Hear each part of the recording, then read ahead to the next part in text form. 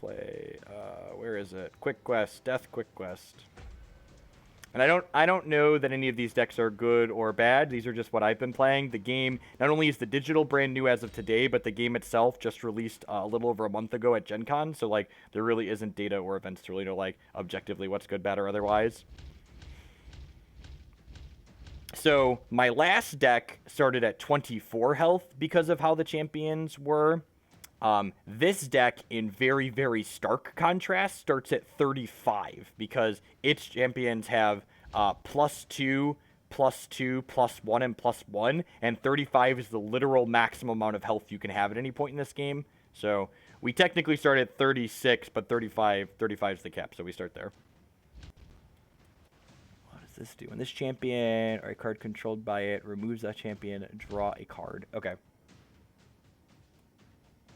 What's going on, Bolt Snap Bolt? Yeah, I'm doing a little bit of an evening stream. What's the over-under? This deck will release more data per year. I have no idea, Big Mama. It'll be interesting to see. You know I'm a big fan of data in general.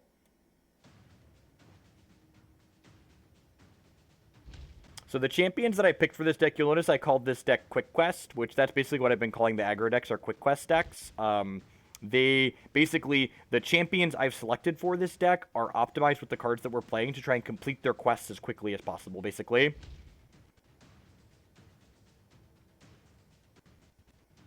I am currently using what's called Jenny Motion. Gorky, thank you very much for the brand new Twitch Prime support there. I appreciate that. Welcome. Welcome to Hoogle After Dark, hanging out playing some Warhammer TCG this evening. You don't know which blessing is under which champion. You know which 4 blessings you put in your deck, but then they're shuffled randomly and then placed down. So basically you're making percentage plays on knowing which ones they could be.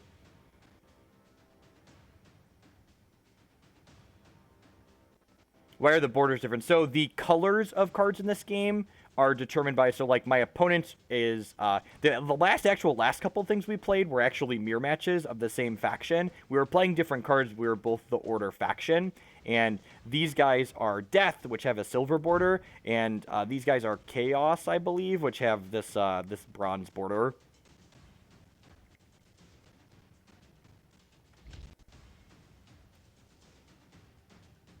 So one of the things that's worth noting is this unit's quest requires us to heal or gain health. That's what the green one means. But in order to gain health, I need to be below 35. So I actually have to wait until they deal some damage to me to start completing their quests. So this is going to deal 3 to me next turn. So I'm going to go ahead and play this vampire here, because while I don't heal from the first corner, I just want to kind of get my quests rolling.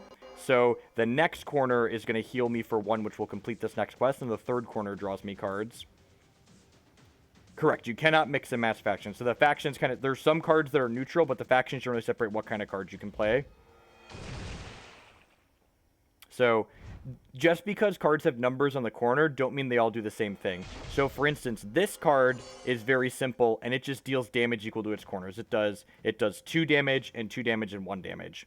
This card here heals me twice and then draws me cards. So different cards do different things based on the rules text. I've been playing off and on since Gen Con Bolt Sample, and I've been playing on their mobile app was in closed beta for a couple of weeks, and I really kind of like the game. I'm 5 booster boxes in. That's a lot of booster boxes. I got you, Jesse. Thanks for the support. Are there any cards that change numbers? Yeah, there's a bunch of cards that both, like, reduce damage from your opponent's stuff and increase damage from yours. So you can see healing completed the second quest over here. So what I want to do here, so you kind of want to pay attention to what quests your opponents have on their units, because those kind of determine like what you want to do. So you'll notice here my opponent's quest on this lane is to explicitly remove a unit. So while I could play out this freakish Cryptor here to like complete this quest and potentially the next 2, I really don't want to play out any units on this lane because my opponent's going to be able to then remove them. When all the corners on a card are used, it rotates off and gets discarded, Wannabe Beetle. So I'm just going to play a guy here, which will complete the damage quest, and then I'm going to go ahead and draw a card for the turn. So, for instance, this card here, which has 1 more corner, and this card here, which has 1 more corner, This will do its effect, this will do its effect, and then 2 turns from now, those cards will get discarded.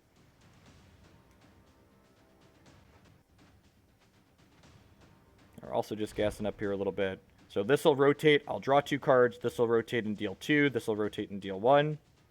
I did play Lightseekers, which is made by the same company as this, and Lightseekers just really didn't hold my interest. It felt like it didn't have the same depth that this game does. So this card this card says deal 3 damage, then if the highlighted champion is a lower cost and there are no highlighted units in play, your opponent shuffles 1 card into their deck.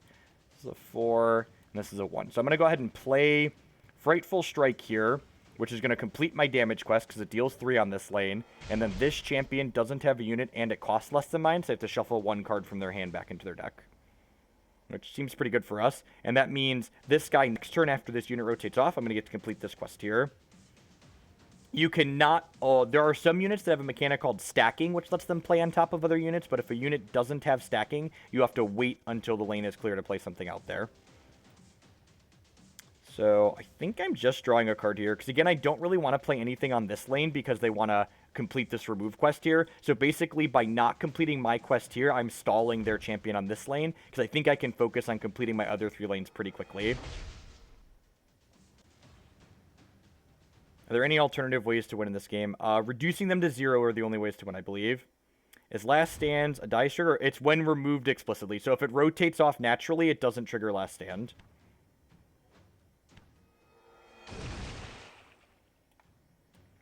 So I'm going to go ahead and play... This is a Mordant unit, so that satisfies the last quest here. This game is actually only available on mobile right now. I'm actually streaming using an Android emulator. So this is called... Age of Sigmar Champions. You can find it on both the Android and iOS stores. It's mobile and physical currently. It's going to be coming to PC on Steam later this year. Or, sorry, not necessarily. They don't have a timeline. Don't quote me on that. Not later this year necessarily. At some point, it will be on Steam as well. But you can play it now on the PC like I am using an emulator. So their champion lit up here. What does he say? Increase damage from this champion's units on their 4th corner by 2. So when it got to the 4th corner, it did extra damage. Okay, and that's kind of sweet. So this guy played a spell that removed one of their own units to gain 5 health, and they completed their quest there, which is nice. Does anything happen when you have no cards left in your deck? So if you have no cards left in your deck and you didn't take an action in the turn, you lose the game. So you only lose the game when you both have no cards and didn't play anything. So you get a lot of chances, basically. So I'm going to get to complete another quest here, which is sweet. So this gained me health, which completed this quest. So I'm going to go ahead and play Call the Grave here, which is an ability. And ability is his last corner, which is nice. So it's going to complete his and give me a blessing. And then this gives me a health, and I shuffle 2 units from my discard pile back into my deck.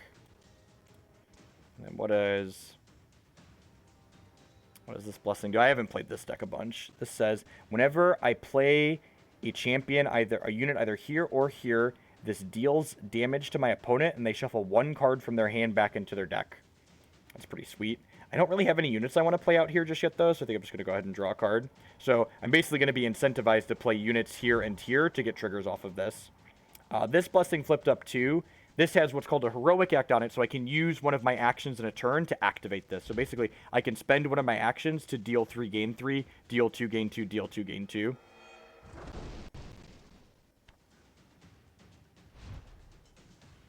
Damage to your opponent. So this card here says it deals damage to my opponent and removes a unit. So I'm going to go ahead and...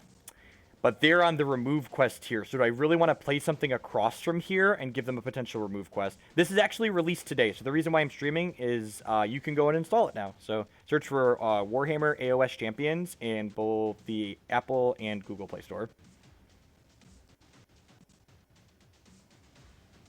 So I think I'm actually just going to activate this and deal 3, gain 3 here, and then I'm going to draw a card. I'm kind of looking for a unit that would feel meaningful to play out onto here. So not only I can trigger this, but also like get its quest going.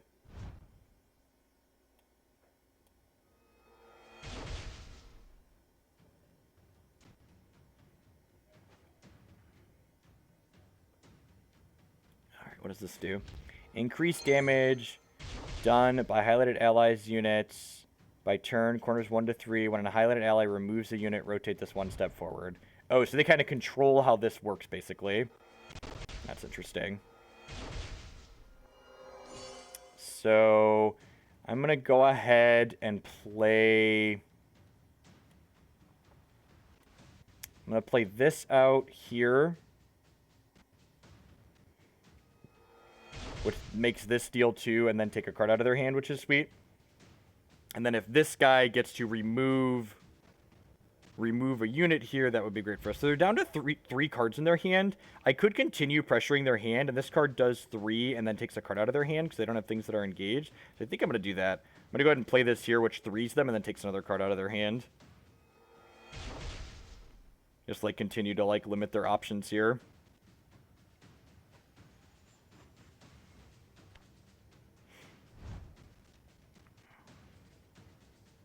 So this does 2, and it gets increased by here, and then this does 2. This card's really powerful. It does damage equal to its corner, and it increases damage from allies equal to its corner.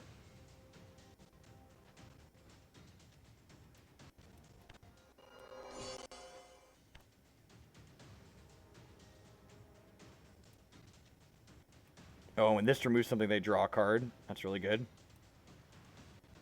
Does this game have a tutorial mode? I believe so.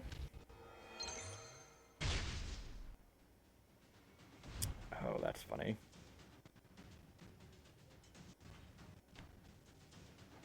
So they only have 1 card left in their hand here. So I can actually play this out here.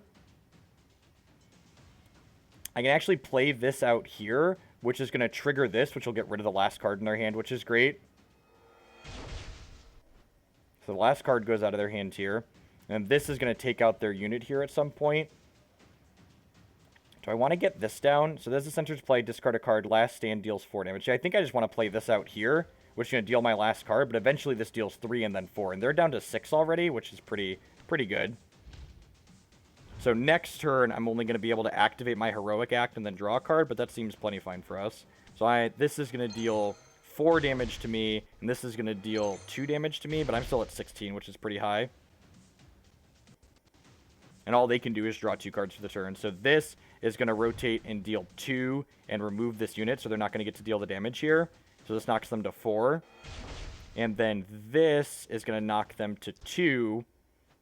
And then they're kind of in a rock and a hard place here because this card's super powerful. That's why it made me discard a card when I played it. So it does 3 damage on its next corner, but last stand means that they remove it, it does 4 damage. So they need some way to gain a bunch of health here because this is dealing 3 or 4 to them. Oh, do they kill themselves off of this? Oh yeah, this does 1 and then +1. Yeah, they're just dead. Never mind. Sweet. Rock in a hard place because they're dead. Thank you, Kanjo, for the brand new Twitch Prime support. I appreciate that. Welcome, welcome, welcome. Yeah, so the Chaos faction has a bunch of self-damaging cards that like you have to kind of balance. We're able to get under them here. I like this game a lot, Mo. I've been playing it. I played a bunch of the release events that they had, or pre-release or whatever they were called events at Gen Con, and then I've been playing the closed beta for the last couple weeks.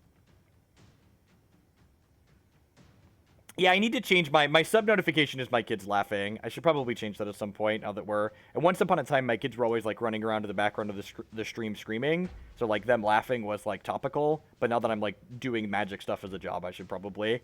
Streaming stuff as a job, I should probably do something else for that. At some point.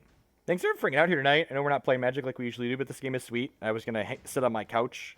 While I waited for my wife to get done playing D&D anyway, so we're going to might as well stream it. Favorite faction? I have 3 different order decks built, so probably order. I feel like it's got to be order by default, right? I have aggro, mid-range, and control decks built for order.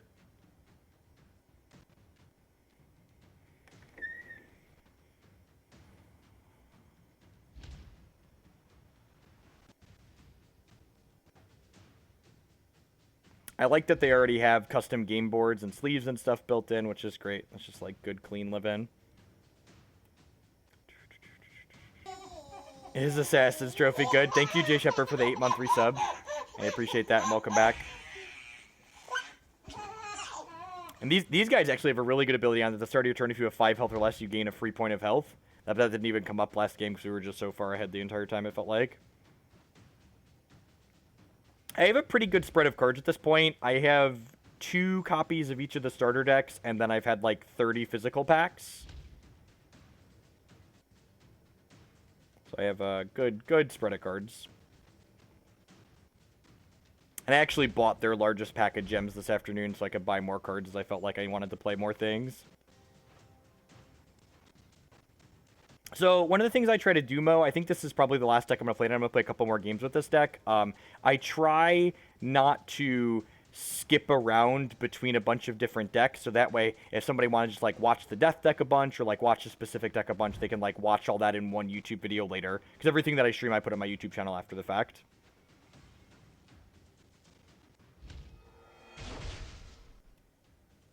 So this thing does an extra damage if a champion costs 7 or more, but none of my champions cost 7 or more. I don't think the new Vraska is good enough, Sunko. I think she's just going to come up too short. The fact that she can't always generate card advantage is a big deal. So the Crypt Horror on this unit, this champion, is actually really good. So I mentioned earlier when a card can complete 2 quests, it's really good for you. This card actually can complete the first 3 quests on the Crypt Haunter. So the first one is play a unit. The second one is heal. So on his second corner, he damages and heals. Then the third quest is damage. And his fourth corner damages and heals. So if this card rotates all the way through on this champion here, it's going to complete the first 3 quests on its own, which is very, very good in my experience. So this is going to rotate and deal 1 and gain us 1, which will complete the next quest here. What's the difference between X corners and blank corners? So X corners means this card has no effect this turn, whereas blank corners means the card has some kind of impact, but it isn't based on a number. So I'm not quite sure why it's blank instead of a 0, but blank corners are basically zeros, and X means this card explicitly does nothing when it's on an X.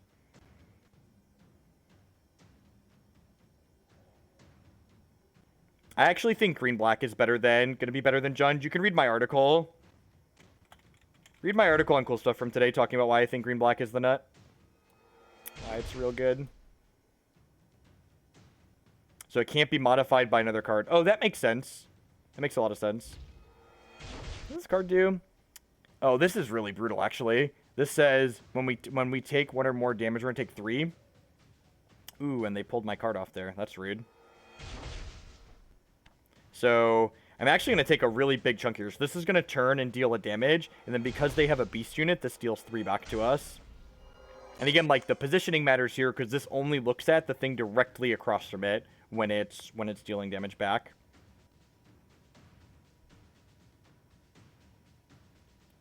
So I have a damage quest here as well as a Mordant quest.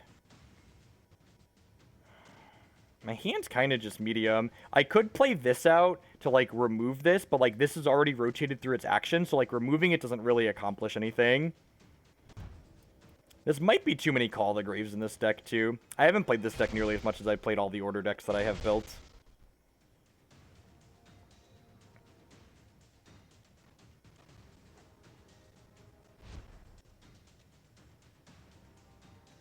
So this is a potentially low-value play because this could potentially be removal in the future.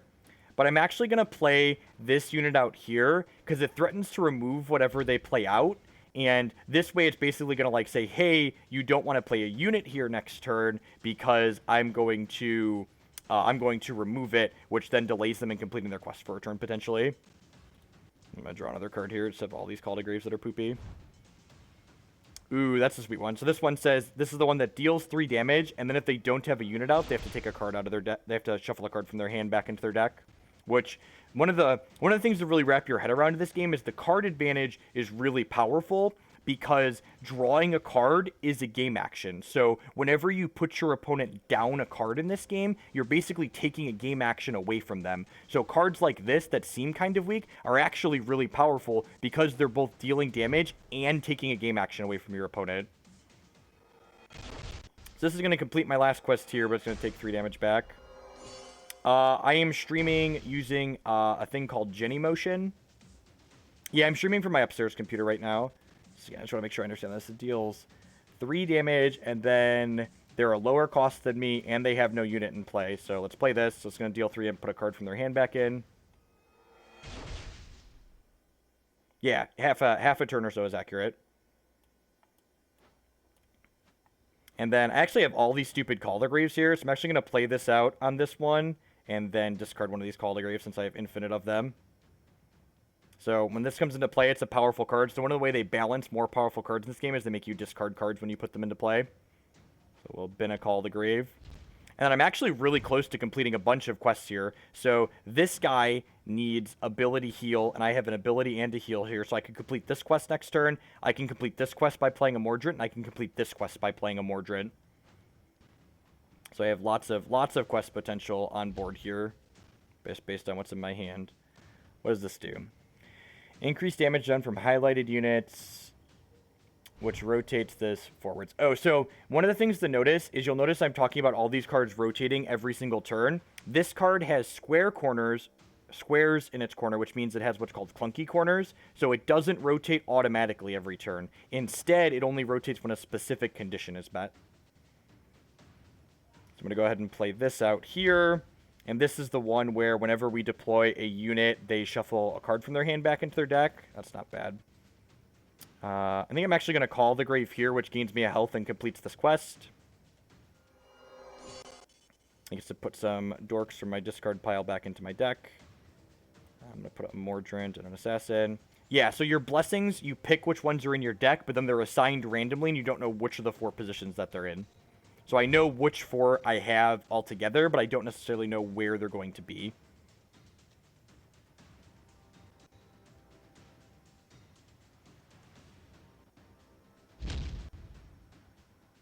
They swapped position there. Oh, so this can heroic act to swap position. That seems fine for me. And actually, this works out really well for me because I have a Devour in my hand here. So I'm going to take a hit from 3 from this because they moved it. But I'm going to get to Devour this bird, and then I'm going to flip my quest card over here. So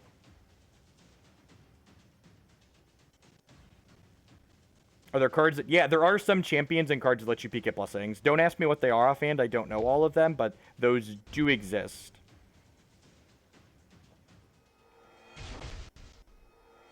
So I take 3 back here. So this thing, this is kind of a tough choice here. So this thing is going to deal 5 to me and pull my minion off the board. So if I Devour here, it's kind of like gaining 5 and dealing 5, which is like really appealing. I also want to complete this quest, but I have the Call the Grave later to complete that quest. I think I'm going to go ahead and Devour here. And just, like, make sure. And this is kind of a 2-for-1 too, because that's one of their really powerful cards that made them discard a card when they play it. What's going on, Particulate? If you want to take a quick read, this game is actually really simple to grab the basics of. It fits on 2 pages in their quick start rules. And you can actually install and play for free on your mobile too. Oh, this card's a beating. So I completed this quest. Not only does it blast them for 4, but it takes 2 cards out of their hand and makes them shuffle them back into their deck. So we talked about every card you shuffle back in, you know, being like half a turn. So in addition to flooring them here, we basically set them behind a full turn. Both this deck and the other deck that we played tonight are aggressive decks, and I really like them. They're a good time. They're a good time. You can see here, my opponent hasn't completed any quests, and I've completed 2 quests already, and I'm only 1 card away from completing this last one here.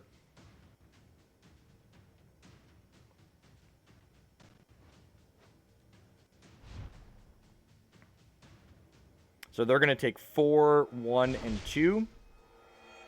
This deals damage back to me, sure. Can you play a control deck next? Yeah, I guess we've been going for almost a half hour with this. Yeah, I could play the control deck next, maybe. It actually has healing in it too, so let me complete my quest for the day too.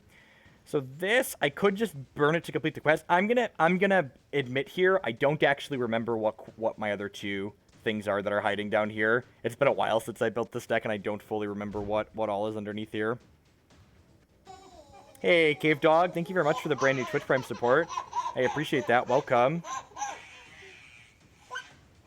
So I should know what's under these things, but I don't at the moment. How do you export a deck list? You click the little I button at the top of the screen. So when you're in the deck editor, next to the deck name, there's an I button, and that gives you an export option. So they're going to 3 here. All right.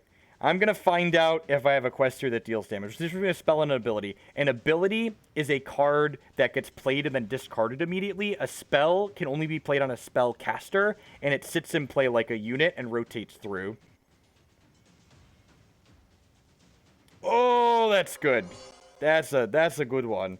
So this one is good. So this is the one we had someone else flip this up against us earlier tonight. This one makes all their units dormant for 3 turns. So you just slow down over there. Slow down over there, Mr. Order. You be careful now. Then I get to play this Frenzied Vargeist out here, which triggers this one, which deals 2 to them and makes them shuffle a card from their hand back in. Yes, so you sleep them for 3 turns, correct. All of the blessings are very good. You are very rewarded for completing the blessings. And like this doesn't deal damage when it comes into play because it's slept. This is called Warhammer TCG, and then we just like overkill them by a bunch here. They take 3 and then 1, and we can even play a unit and dome them for 2 more.